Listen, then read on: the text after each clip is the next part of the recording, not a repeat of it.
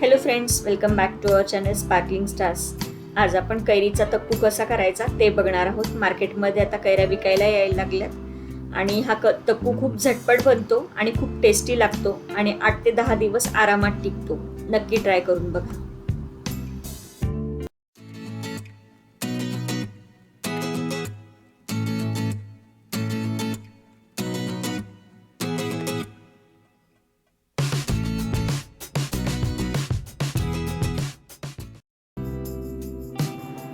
मार्केटमध्ये 2 प्रकारच्या कैऱ्या अवेलेबल आहेत, एक कलमी आणि एक गावरान।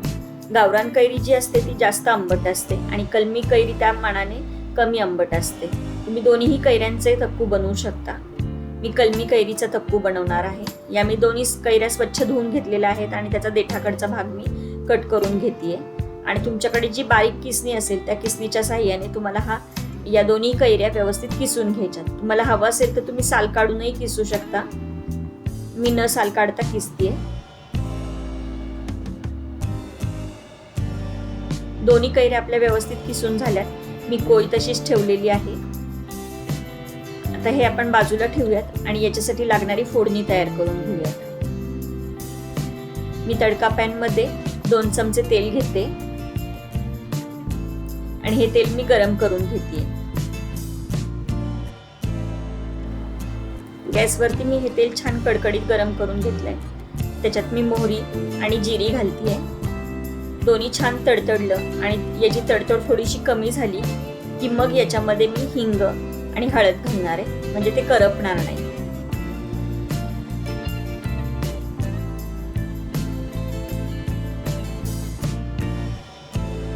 हिंग आणि हळद घालून हे छान मिक्स करून घेते मी आणि हे थंड होण्यासाठी मी बाजूला ठेवून देते।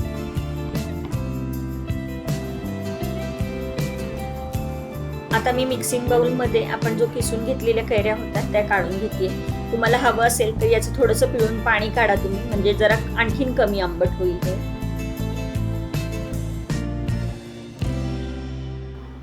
किसून घेतलेल्या कैरीमध्ये मी मीठ घालतेय, लाल मिरची पावडर, ही तिखट आहे आणि हिचा रंगही बऱ्यापैकी छान आहे, त्याच्यामुळे मी ही वापरते। तुम्ही थोडीशी बेडगी मिरची पावडर आणि थोडंसं लाल तिखट असं मिक्स करून घातलं तरी चालेल। आणि त्याच्यानंतर मी जिरी पावडर घातली, याच्यात भाजलेल्या जिऱ्याची पावडर, आणि हे छान मिक्स करून घेतली।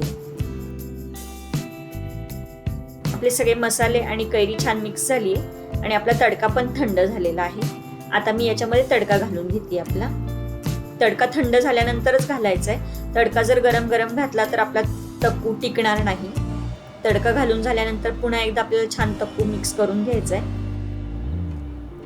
हा तक्कू मुरायला बिलकुल वेळ लागत नाही। बनवल्यानंतर तुम्ही 2 ते 3 तासात आरामात खाऊ शकता। खूप छान टेस्ट होते। याच्या आधी आपल्या चॅनलवरती कैरीचं लोणचं आणि चटणीची रेसिपी आहे, ती पण तुम्ही नक्की ट्राय करून बघा या उन्हाळ्यामध्ये। आपला तक्कू छान तयार आहे।